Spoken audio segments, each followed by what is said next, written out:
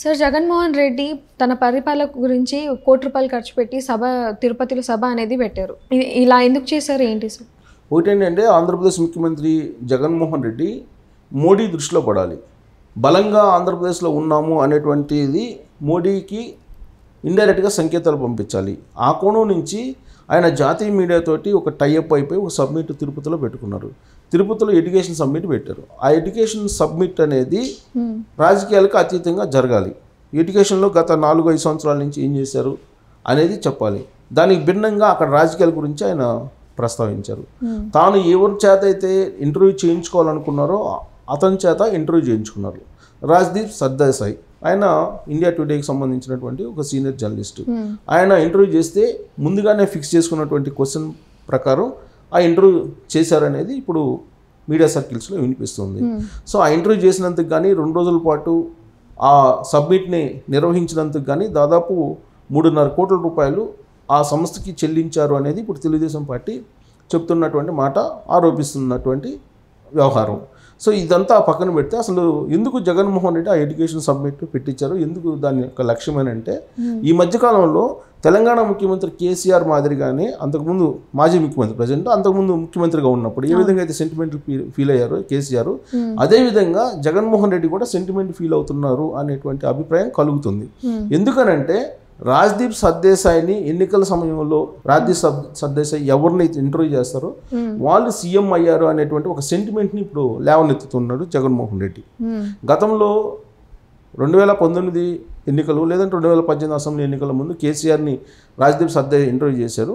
అప్పుడు కేసీఆర్ అధికారంలోకి వచ్చారు. మొన్న జరిగినటువంటి ఎన్నికల్లో రాజ్దీప్ సర్దేశాయ్ ఇంటర్వ్యూ చేయలేదు, కేసీఆర్ని ఓడిపోయారు. ఇలాంటి సెంటిమెంట్ని తన సొంత మీడియాలో చెప్పుకుంటూ ఉన్నారు. సో ఇప్పుడు జగన్మోహన్ రెడ్డిని రాజ్దీప్ ఎన్నికల ముందు ఇంటర్వ్యూ చేశారు కాబట్టి మళ్ళీ అధికారంలోకి రాబోతున్నాడు అనేటువంటి ఒక స్లోగన్ను ప్రజల్లోకి పంపించేటువంటి ప్రయత్నం చేస్తున్నారు.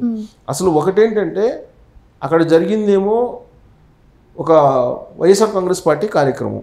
వైఎస్ఆర్ కాంగ్రెస్ పార్టీ కార్యక్రమం అంటే జగన్మోహన్ రెడ్డి ఏదైతే స్కీమ్స్ పెట్టాడో ఆ స్కీమ్స్ వల్ల ప్రజలు ఎంత లబ్ధి పొందారో ఏంటి చెప్పుకునేటువంటి కార్యక్రమం. అది ఎన్నికల ప్రచారంలో ఒక భాగం. అది దానికి ప్రజాధనం ₹3.5 కోట్ల సుమారుగా దానికి ఖర్చు పెట్టారు. ఇండియా టుడే సంస్థకి ఇచ్చేసి ఆ డబ్బులు ఆ సబ్మిట్ పెట్టుకున్నారు. 2 డేస్ పాటు సబ్మిట్ పెట్టుకున్నారు. ఆ సబ్మిట్లో పోనీ ఆ ₹3.5 కోట్లు పోయినా కానీ ఆ ఎడ్యుకేషన్కి సంబంధించిన పూర్తి వివరాలు చెప్తారా అని అంటే అది చెప్పలా. పేపర్ మొత్తం యాడ్స్, అడ్వర్టైజ్మెంట్స్ వాళ్ళకి ఇచ్చిందేమో ₹3.5 కోటి. ఈ యాడ్స్ కలుపుకుంటే కొన్ని ₹1 కోట్ల అవుతున్నాయి. అక్కడేమో స్టూడెంట్స్కి ఇచ్చినటువంటి ల్యాప్టాప్లు కానీ లేదంటే బైజూస్ నుంచి వచ్చినటువంటి సిలబస్ కానీ లేదంటే ఐబీ అనేటువంటి సిలబస్ బైజూస్ది, తర్వాత అక్కడ స్కూల్స్కి సంబంధించిన మరమ్మతులు కానీ వీటి గురించి చెప్పాలి.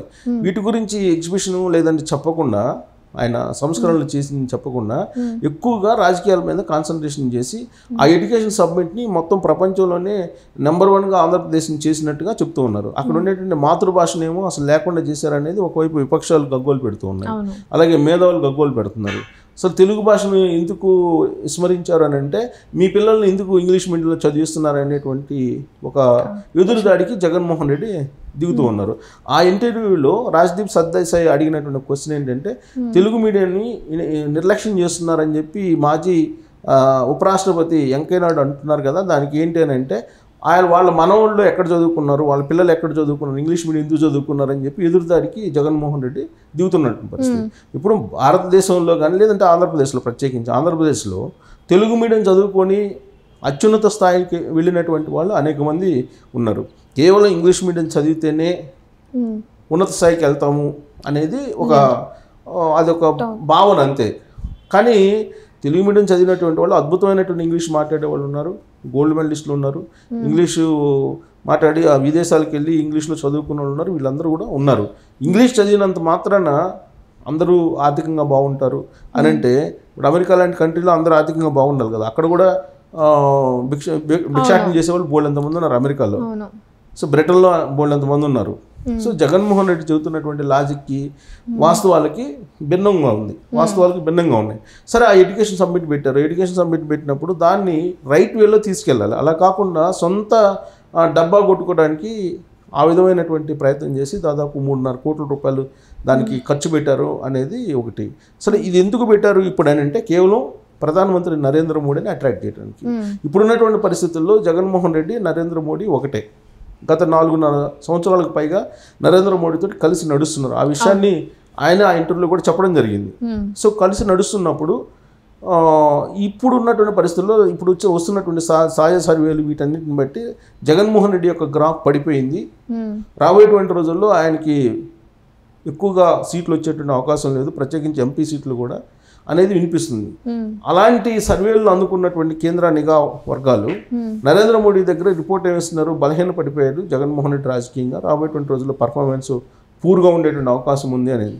ఇప్పుడు రాజకీయ నాయకులు ఎప్పుడు కూడా ఫక్తు రాజకీయాలను చేస్తుంటారు, ఫక్తు రాజకీయ కోణం నుంచి ఆలోచిస్తూ ఉంటారు. ఒకసారి జగన్మోహన్ రెడ్డి బలహీన పడ్డాడంటే జగన్మోహన్ రెడ్డి నరేంద్ర మోడీ వదిలించుకునేటువంటి ప్రయత్నం చేస్తారు. అలాగే కేంద్రంలో నరేంద్ర మోడీ బలహీన పడ్డాడు, అక్కడ ప్రధానమంత్రి కాలేడు అనేటువంటి ఆలోచన వచ్చినప్పుడు జగన్మోహన్ రెడ్డి కూడా నరేంద్ర మోడీని వదిలించుకునేటువంటి ప్రయత్నం చేస్తారు. అందుకే ఆయన రాబోయేటువంటి రోజుల్లో మీరు ఎన్డీఏ వైపు ఉంటారని అంటే సమాధానం చెప్పకుండా దాటేశారు ఆ ఇంటర్వ్యూలో. అంటే రాబోయేటువంటి రోజుల్లో పరిస్థితులకు అనుగుణంగా వ్యవహరిస్తానని చెప్పి యాంగిల్లో ఆయన సంకేతాలు ఇచ్చాడు. అందుకే ఇప్పుడు నరేంద్ర మోడీ బలంగా ఉన్నాడు కాబట్టి నరేంద్ర మోడీకి దూరం కాకుండా ఉండడానికి తాను బలంగా ఉన్నానని చెప్పుకునేటువంటి ప్రయత్నంలో భాగంగా ఇలాంటి సబ్మిట్స్ని పెట్టించుకున్నారు.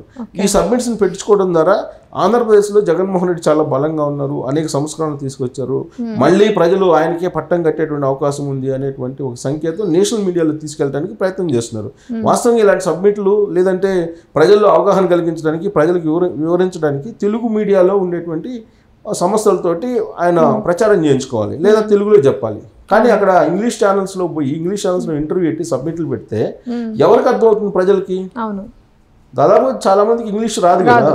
సో తెలుగు మీడియా ఉండగా తెలుగు మీడియాని కాదని ఇంగ్లీష్ ఛానల్స్కి వెళ్ళి అక్కడ సబ్మిట్స్ పెట్టుకుంటున్నాం అంటే కేవలం నరేంద్ర మోడీ దృష్టిలో పట్టడానికి, నరేంద్ర మోడీకి తాను బలంగా ఉన్నాడని చెప్పుకునేటువంటి ప్రయత్నంలో భాగంగా ఆ సబ్మిట్ పెట్టి దాదాపు 3.5 కోట్ల రూపాయలు ఖర్చు పెట్టి ప్లస్ సొంత పేపర్కి అడ్వర్టైజ్మెంట్స్ ఇచ్చుకొని బెనిఫిట్స్ కలిగించుకొని వ్యక్తిగతమైన బెనిఫిట్స్ ఆయన తప్పుదోవ పట్టిస్తున్నారు. ఇది కేవలం మోడీని మిస్మరైజ్ చేయడానికి వాడుకున్నటువంటి సబ్మిట్ అనేది ఇప్పుడు పొలిటికల్ సర్క్యూట్లో వినిపిస్తూ ఉంది.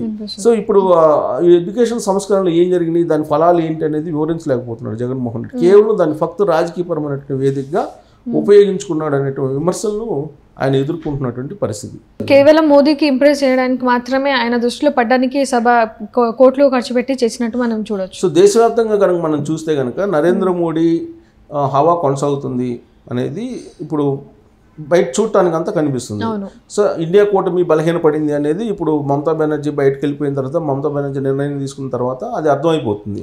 దానికి తగ్గట్టు అయోధ్యలో రామ ప్రతిష్ఠ జరిగిన తర్వాత, రామ ప్రాణ ప్రతిష్ఠ జరిగిన తర్వాత నరేంద్ర మోడీ రాబోయేటువంటి రోజుల్లో 3వ సారి కూడా ప్రధానమంత్రి అయ్యేటువంటి అవకాశం ఉంది అనేది ఒక టాక్ వెళ్ళిపోయింది భారతదేశం వ్యాప్తంగా కూడా. సో దానికి సమాంతరంగా ఇప్పుడు విపక్ష కూటమి, ఇండియా కూటమి బలహీనపడుతూ వస్తున్నటువంటి క్రమంలో నరేంద్ర మోడీ తోటి ఇప్పుడు ఏదైతే బాండింగ్ ఉందో జగన్మోహన్ రెడ్డికి, ఆ బాండింగ్ చెడకుండా ఉండటానికి ప్రయత్నం చేస్తున్నాడు జగన్మోహన్ రెడ్డి అనేది ఇప్పుడు వైఎస్ఆర్ కాంగ్రెస్ పార్టీలోనే లేదంటే ఆంధ్రప్రదేశ్లో ఉండే రాజకీయ సర్కిల్లో నడుస్తున్నటువంటి ఒక చర్చ. సో దాన్ని నిలబెట్టుకోవాలంటే కనుక బలంగా ఉండాలి. సో బలంగా లేకుండా ఉంటే కనుక నరేంద్ర మోడీ వదిలించుకునేటువంటి అవకాశం ఉంది జగన్మోహన్ రెడ్డిని. వదిలించుకుని బలంగా ఎవరున్నారో వాళ్ళతో వెళ్తారు. బలంగా ఇప్పుడు తెలుగుదేశం పార్టీ కనిపిస్తుంది సర్వేల ప్రకారం. జనసేన ఆల్రెడీ బీజేపీతో పొత్తుంది. ఈ క్రమంలో రాబోయేటువంటి రోజుల్లో తెలుగుదేశం, జనసేన, బీజేపీ పొత్తు కనుక ఉంటే సో దేశవ్యాప్తంగా రాజకీయాలు మారిపోయేటువంటి అవకాశం ఉంది. అప్పుడు ఈయన బెయిల్ మీద ఉన్నారు కాబట్టి ఆ బెయిల్ కనుక రద్దు చేస్తే జైలుకి వెళ్ళాల్సి వస్తుంది. కాబట్టి నరేంద్ర మోడీ తోటి ఉన్నటువంటి బాండింగ్ దెబ్బతినకుండా ఉండటానికి ఇలాంటి సబ్మిట్లు పెట్టుకొని బలంగా ఉన్నాను అని చెప్పుకునేటువంటి ప్రయత్నంలో భాగంగా ఈ సబ్మిట్ జరుగుతుంది అనేది రాజకీయ సర్కిల్స్లో ఉన్నటువంటి ఒక పెద్ద అభిప్రాయం. కానీ వైఎస్ఆర్ కాంగ్రెస్ పార్టీ ఏం చెప్తుంది, విద్యా రంగంలో సంస్కరణలు తీసుకొచ్చాం, వాటిని ప్రపంచవ్యాప్తంగా మేము చూపించడానికి ఇది పెట్టాము. సో విద్యా సంస్కరణల కారణంగానే రాబోయేటువంటి రోజుల్లో మళ్ళీ జగన్మోహన్ రెడ్డి మళ్ళీ సీఎం కాబోతున్నారు అనేది ఆ పార్టీ యొక్క అభిప్రాయం. కానీ అక్కడ జరిగినటువంటి సబ్మిట్ తీరు, ఆ ప్రక్రియ, దానికి పెట్టిన ఖర్చు, ఇవన్నీ కనుక చూస్తే భక్తు రాజకీయ కోణం నుంచే ఈ సభ పెట్టారు, కేవలం నరేంద్ర మోడీని మిస్మరైజ్ చేయడానికి అనేటువంటి అభిప్రాయం కలుగుతున్నటువంటి వాళ్ళని మనం కాదలేం.